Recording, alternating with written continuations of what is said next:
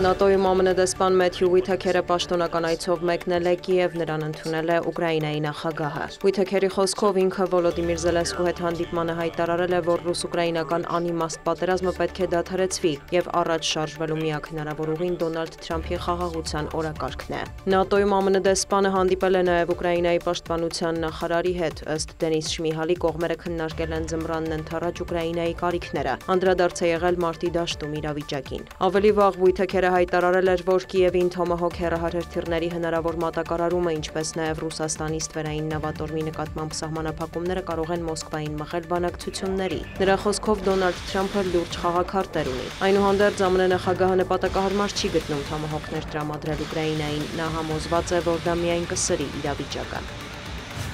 Ուկրաինայի Պոկրովսկ քաղաքի ուղղությամբ կատաղի մարտերեն Կիևից հայտնել են, որ ուկրաինական ուժերն առաջխաղացում ունեն, հաջողվել է լրացուցիչ ուժեր ներգրավել ռուսական զորքի դեմ շարունակվող գործողություններում։ Մինչ այդ Մոսկվայից նշել են, որ Պոկրովսկի մեծ մասն անցել է ռուսական վերահսկողության տակ։ Ըստ ուկրաինական կողմի ռուսական զորքերը հարվածել են նաև Դնեպրոպետրովսկի շրջանին կա առնվազն 1 զոհ եւ 8 վիրավոր, այդ թվում երեխաներ, վնասվել են քաղաքացիական ենթակառուցվածքներ։ Զոհեր կան Լվովի շրջանում, Ռուսաստանի պաշտպանության նախարարությունն հայտնում է գիշերը ուկրաինական 85 անօդաչու թռչող սարք խոցելու մասին։ Թիրախում են եղել Վորոնեժի, Նիժնի Նովգորոդի, Բելգորոդի, Վոլգոգրադի եւ այլ մարզեր, ինչպես նաեւ Բաշկորտոստանի Հանրապետությունը։ Տեղեկություններ կան, որ նավթային օբյեկտներ են վնասվել։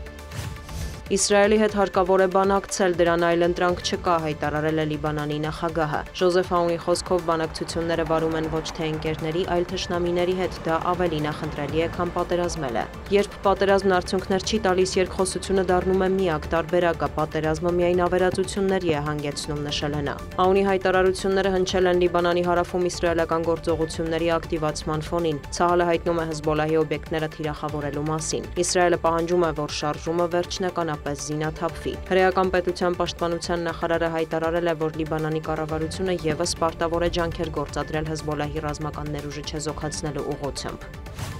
ԱՄՆ նախագահը սպառնում է կրճատել Նյու Յորքի դաշնային ֆինանսավորումը, եթե դեմոկրատ Զոհրան Մամդանին, որին Թրամփը բազմիցս անվանել է կոմունիստ, հաղթի քաղաքապետի առաջիկա ընտրությունում։ Դոնալդ Թրամփն իր կողմնակիցներին կոչ է արել քվեարկել անկախ թեկնածու Էնդրյու Կուոմոյի օգտին։ Անկախ նրանից ձեզ դուր է գալիս Էնդրյու Կուոմոն, թե ոչ դուք իրականում այլ ընտրանք չունեք, դուք պետք է քվեարկեք, նրա օգտին գրել է Թրամփը Truth Social-ի էջում։ Նախագահը մտահոգություն է հայտնել, որ Մամդանիի հաղթանակը տնտեսական եւ սոցիալական ողբերգություն կլինի Նյու Յորքի համար։ Քվեարկությունը նախատեսված է այսօր, հարցումները ցույց են տալիս, որ Մամդանին առաջ է Կուոմոյից եւ հանրապետական թեկնածու Քյորթիս Սլիվայից։